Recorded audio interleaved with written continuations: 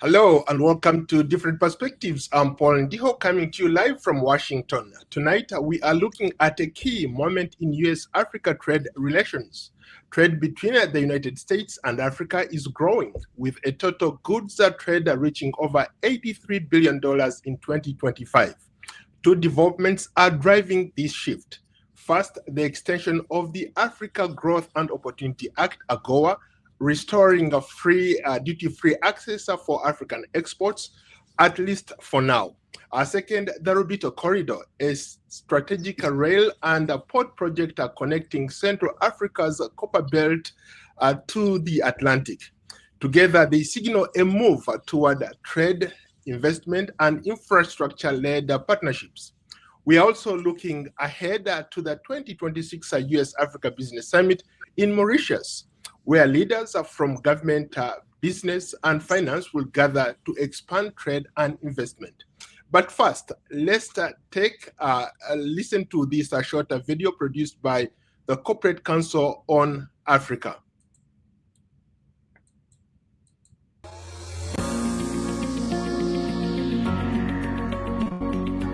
In 2026, US and African government and private sector leaders will meet in Mauritius for the 18th US-Africa Business Summit.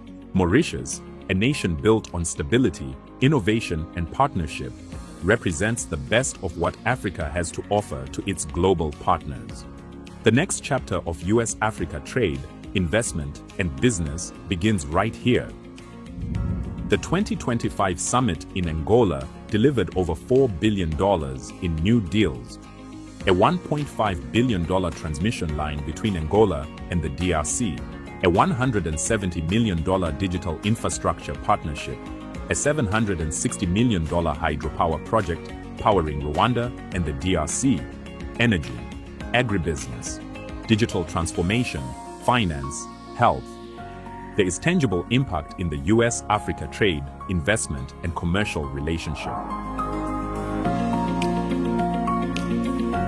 As we accelerate the implementation of the AfCFTA, which has now been ratified by 49 members of the African Union, and trading is commencing within this regime, the objective for the African continent is to deepen continental integration, ensuring continuity and predictability of trade, particularly trade between the United States and African countries. Join African heads of state, ministers, key US government officials, and CEOs and senior executives of US and African companies as they shape the path forward for US-Africa economic and commercial ties. There's almost 1,000 business people here today. But all of our official travel in Africa, we will be carrying business leaders with us everywhere we go because this is a priority. Next, I don't have to convince the people in this room. You're already here. But we've got 300,000 business-ready American businesses who aren't doing business in Africa. That's my job. We have to find them, we have to make sure they understand what's available here and bring them to the market as well. Our collective efforts are shaping a future where Africa and the United States thrive together. I encourage all of us to approach this summit with a spirit of collaboration. Let's think beyond just business deals and transactions, but towards long-term transformation. Mauritius is a nation built for partnership, a hub for innovation, a gateway for investment, and the home of the 2026 US-Africa Business Summit. Save the date, July 26th through the 29th, 2026, for the 18th US-Africa Business Summit, the premier event bringing together all who are striving to enhance trade, investment, and business partnerships between the United States and the nations of Africa.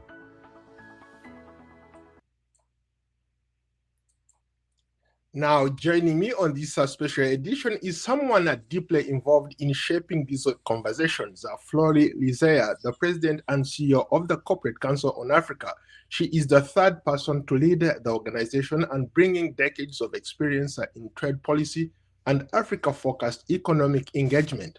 Through her leadership, the Corporate Council on Africa connects U.S. businesses, African governments, and global investors to expand commercial partnerships across the continent. Ms. Frawley, welcome to Different Perspectives. Wonderful, Paul. Thank you for having me. Thank you for having Corporate Council on Africa here. It's a pleasure to have you here for the first time. Before we dive into the AGOA and the Lobito corridor, let's start with you may be bringing us up to speed. There's something exciting that I just saw in that video, the 2026 US Africa Business Summit in Mauritius coming up this July. Tell us more a little bit about that, then we can dive into the larger conversation. Yes, thank you, Paul. Well, Corporate Council on Africa has been hosting the U.S. Africa Business Summit now for many years. And it is our signature event that brings together African heads of state, ministers from across the continent in different sectors, along with high-level officials from the U.S. government, and most importantly, representatives and executives of African and U.S. companies who come together to talk about how to enhance the U.S.-Africa trade, investment, and commercial relationship. So we're looking forward to hosting in Mauritius in July, and we welcome all your viewership to come and be with us in Mauritius. What makes this event particularly special to those who want to do business with Africa? Well, I don't think you'll find any other convening that has the level of participation that we have. We had 2,800 people at the summit in Angola last year. We signed over 4 billion in deals, as you saw in the video. Again, it's a high-level gathering of U.S. and African business and government officials and leaders. And so, again, that's what makes it special. How about for those people who don't know anything about this upcoming event, what can you tell them about it?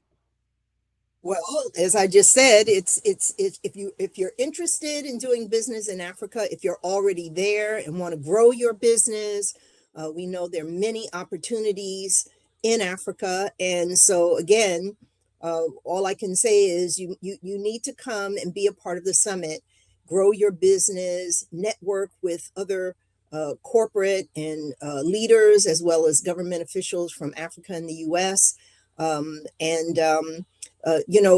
Enhance the opportunity for prosperity both in Africa and the United States. Looking at the larger picture or the bigger picture, the economic landscape today, which sectors do you think drive most momentum when it comes to, is it energy, is it technology, is it infrastructure, or agribusiness? Well, I think it's all of those. I mean, obviously, you've touched on the key areas and engines of economic growth, not just in Africa, but actually globally. So, if we're talking about energy, agriculture, and agribusiness, digital trade, logistics, banking and financing, health, these are all key areas that are driving growth in Africa and are at the heart of what many of CCA's member companies are doing on the continent in those sectors. Let's switch to the big picture now. Let's talk about AGOA. How can, let's see, what does the extension of AGOA in 2026 mean for African exporters and the U.S. businesses wanting to do business in Africa? Well, as you know, Paul, and hopefully your viewers know as well, AGOA was put in place in the year 2000. It provides duty-free access to the U.S. market for more than 5,000 African products that come, not just apparel and textiles, which you're showing on the screen, but value-added agricultural products, automobiles, footwear. Again, it is an opportunity under AGOA for Africa to send its products to the U.S. Duty-free, and this has been important in diversifying and growing African trade with the United States over the years. So the 2026 extension, of course, we had hoped for a much longer extension, and we're working with all the stakeholders now to try to get an extension that will be longer term. AGOA lapsed in September of 2025 for the first time ever. But we're thankful that Congress saw fit to extend it. And it went through to the end of 2026 for now. And now we have the hard work to do with working with members of Congress, the U.S. administration, and as well as the Africans and the private sector, the people who are the exporters and the importers, the buyers and the suppliers of the products that are coming to the U.S. under AGOA. So we have a lot of work to do in a short period of time. So the extension included a retroactive provision covering the lapse from September 2025. Why was that a provision so important for the companies operating under the AGOA? Well, of course, what the companies need more than anything else is certainty. They need long-term certainty about who they should buy from.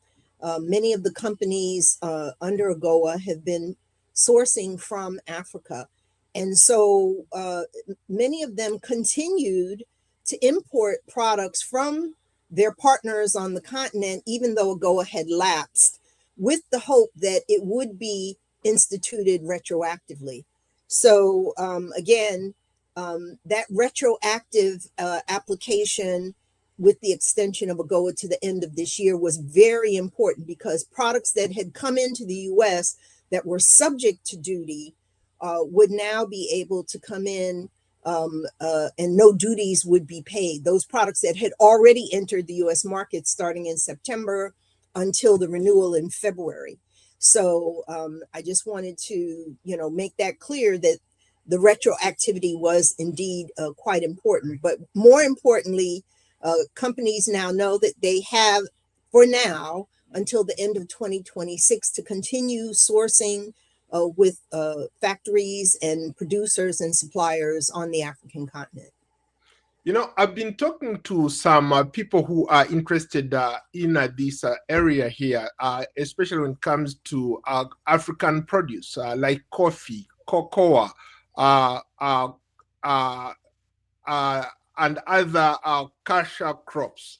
They wonder if this market, the AGOA, has that opportunity for them where they can export directly to the United States instead of going through other channels.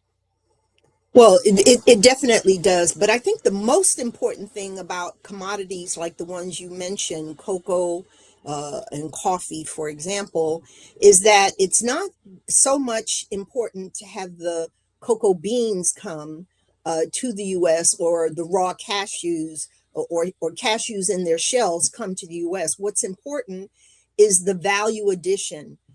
Africa being able to roast the coffee beans, grind the coffee beans, send that to the US as value-added products. And I think this is true across the board, whether you're talking about cashews and cocoa, or you're talking about diamonds and lithium.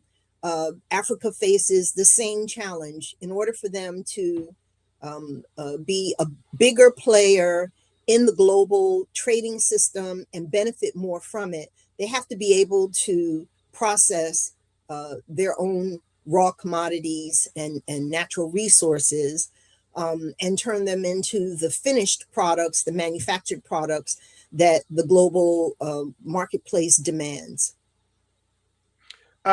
there is an increasing discussion about modernizing AGOA. How might the next version of AGOA look like? You've been at the forefront of AGOA for many, many years. I remember covering you when you're still at Department of Commerce. No, USTR, the Office of the U.S. Trade Representative. But anyway, go ahead. Yes, yes, yeah. So I remember those days. What has AGOA done? How can it change? Because there are people who say that it hasn't benefited them. How can a newer AGOA maybe help to reach some of those people? Well, I think that just a second, someone's calling me. So, but basically, I think the new AGOA, when we enhance AGOA, the most important thing that we need to think about is ways that we can make it easier to operate and make it more reliable as a platform. So, first of all, we need a long-term extension. We hope for 10 years at minimum. Second of all, we would like to see a change from annual AGOA reviews to reviews that are done every 3 years. And that would give more certainty to the investors. You know, they come in, and if you're investing in a factory in Africa, it's going to take you more than a year to get it set up and to then start to get the returns on that investment. So reviews of AGOA for the eligibility of countries in Africa, we would like to see that happen every 3 years. And there's several other enhancements we'd like to see. One that I can give you is that in terms of Mauritius and other middle income African countries, we don't want to see them graduated, because what are they graduating to? And so we would like for there to be more flexibility on that, where once they have reached that level, according to the World Bank, that we not just immediately kick them out of AGOA for being successful, but that we perhaps look at where they are over a 3-year period or a 5-year period, and then perhaps take action, but also give them an off-ramp. If they're not in AGOA, what are they going to be a part of? What role has the Corporate Council on Africa played in helping U.S. policymakers understand the importance of AGOA for supply chains, for investment and job creation? I talk to a lot of young people on the continent. They talk about jobs. Yeah. How can AGOA fill that gap? Well, I think, you know, AGOA has already created hundreds of thousands of jobs on the continent. And I know this personally because I have visited many, many factories across the continent. Even recently, when I visited Kenya, I visited an apparel factory where 80% of the cotton used for those shirts they produce comes from the United States, actually, goes to East African countries outside of Kenya, Ethiopia, Tanzania, where it's sewn into yarn and fabric. And then the Kenyans are the ones who cut and sew it into the shirts that then come to the U.S. and are sold at places, you know, Target and Walmart and the Children's Place and so forth. So yes, I've seen factories just like that with, you know, lots of Africans working there, and many of them are women and they're young. So yes, in terms of CCA's role, though, let me just say that we have for many, many years been supporting AGOA. We've been advocates of AGOA and beyond AGOA, even when the U.S. was negotiating a free trade agreement with Kenya. We've been supporters of that. We've hosted the AGOA Private Sector Forum for many, many years. And so we believe that AGOA is an important tool and instrument for enhancing the U.S.-Africa trade and investment relationship. And we also believe that AGOA has been beneficial in both directions, beneficial for Africans in terms of creating jobs on that side, increasing exports from their end, but also beneficial for the US, where our companies and workers and consumers are also benefiting. And we have many jobs here in the US that are linked to AGOA trade and two-way trade in general with Africa. So again, we think AGOA is an excellent platform. We're thankful it's been renewed to the end of 2026, but now we want to see how can we extend AGOA on a more long-term basis, and beyond AGOA, how can we build a two-way mutually beneficial relationship in trade and investment between the United States and the nations of Africa. Thank you. We seem to have a lot of people watching us live, so let me give them a shout out. You are watching different perspectives, and we are streaming live across all social media platforms. Tonight, we are speaking with Froli Lizea, President and CEO of the Corporate Council for Africa. If you value conversations that go beyond headlines, follow us on YouTube, X, Facebook, Instagram, TikTok, LinkedIn, Spotify, and Substack. Just search for Paul Ndiho or Different Perspectives. And if you value independent journalism like this, you can scan the QR code or use the link in the description to support different perspectives. You can also donate using your Visa, MasterCard, PayPal, Cash App, or Zelle. And to all of you watching us, we appreciate your support. Keep that support coming. Back to you, Ms. Froli. The United States has changed its way of doing business. I am so sorry, but unfortunately, I'm gonna have to leave. But I appreciated the opportunity to be on this show. I'm a shout out to all your viewers, and look forward to following up and hopefully to seeing many of them and you as well in Mauritius at the U.S. Africa Business Summit. Thank you so much. Well, if you give me the invitation, I will certainly come. Thank you so much. Okay. Thank you. Yeah, Bye-bye. we appreciate you. Thanks for your time. Thank you.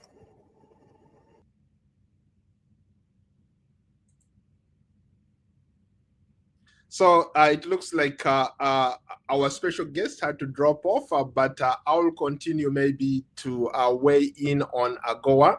AGOA has been around for nearly more close to 20 years. It's been one of those trade and investment routes that a lot of Africans have been using to export directly to the United States without tariffs. It's been fascinating to watch, but of course, the politics behind AGOA sometimes also is something to keep an eye on.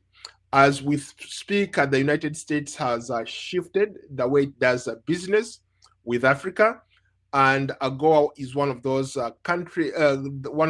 programs that was not directly affected, but before they used to sign it for a long period of time, maybe 10 years, but now they just signed it. They just signed an extension for at least 1 year.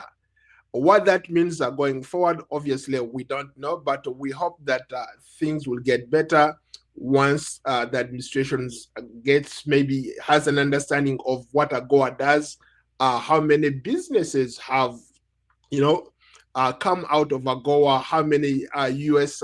businesses have invested in Africa courtesy of AGOA. I think maybe they will change their mind. But as we speak, the extension is for 1 year, allowing African goods to come to the United States duty-free.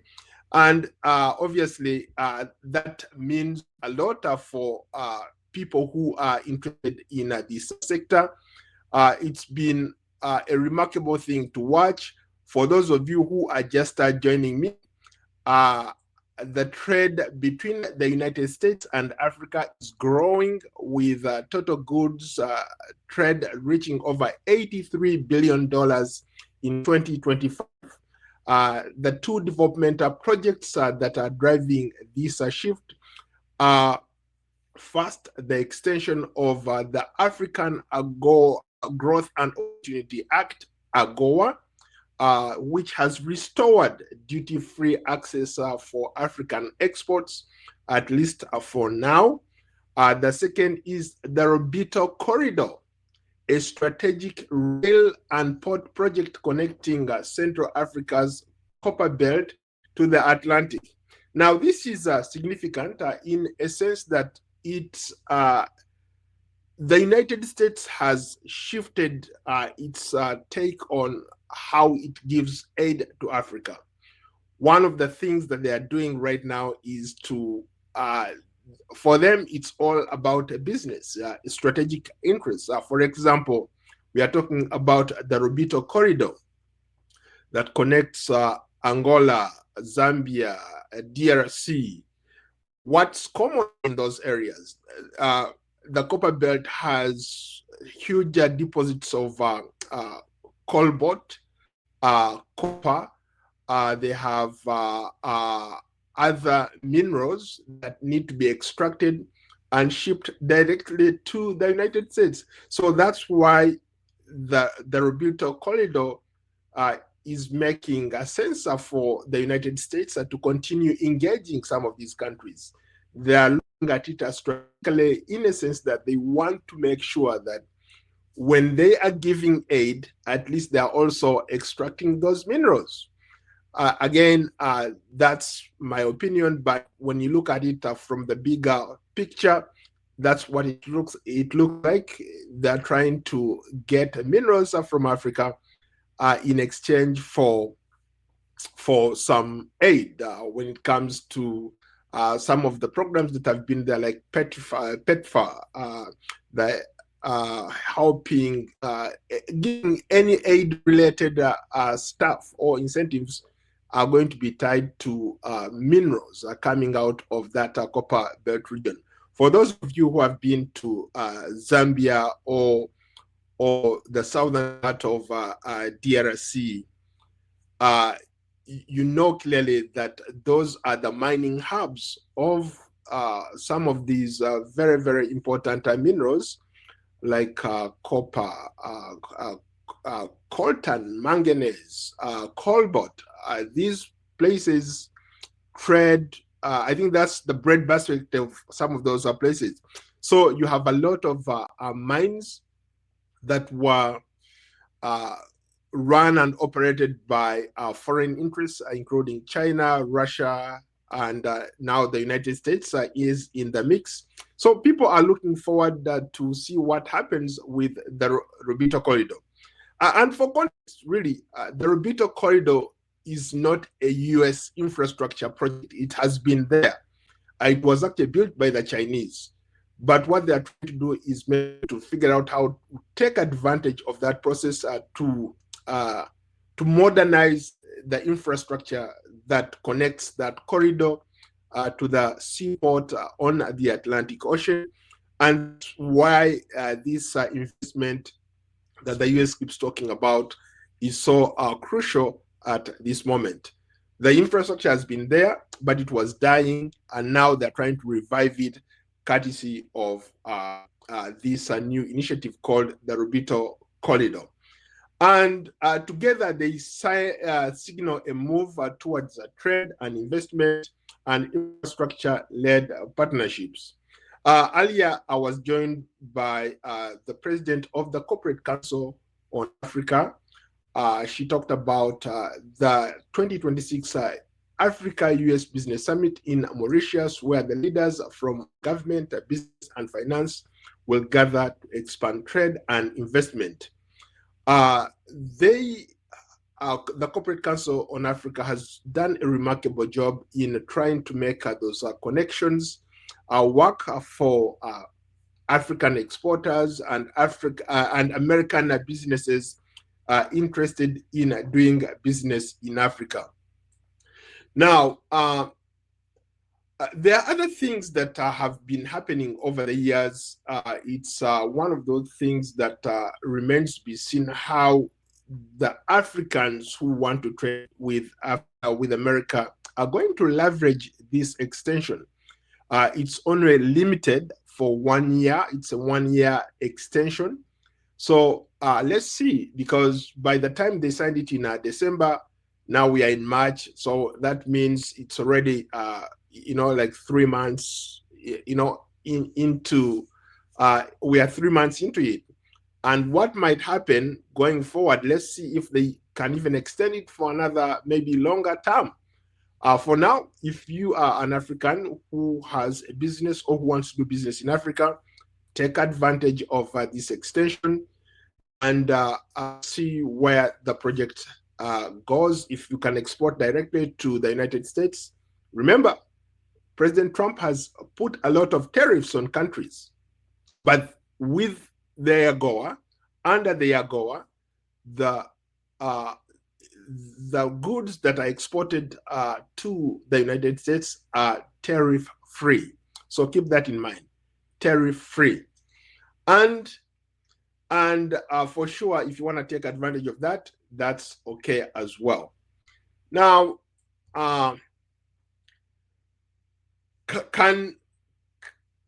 there are countries that have been part of AGOA who were kicked out of AGOA by the Biden administration. There's been a shift right there. So those countries, I think, are still eligible to reapply to get back into the mix because Trump's administration looks at trade differently, looks at individual partnerships. Instead of coming in as a bloc or as a region, they want to do business with countries as on a country basis, not as a bloc. So for countries that were kicked out because they couldn't adhere to what AGOA or the requirements of AGOA, now this is your time to really get in and take advantage of this extension that allows your countries to export directly to the United States. And finally, let me say this. This project can scale small and medium-sized African businesses. And of course, it can also enhance regional integration.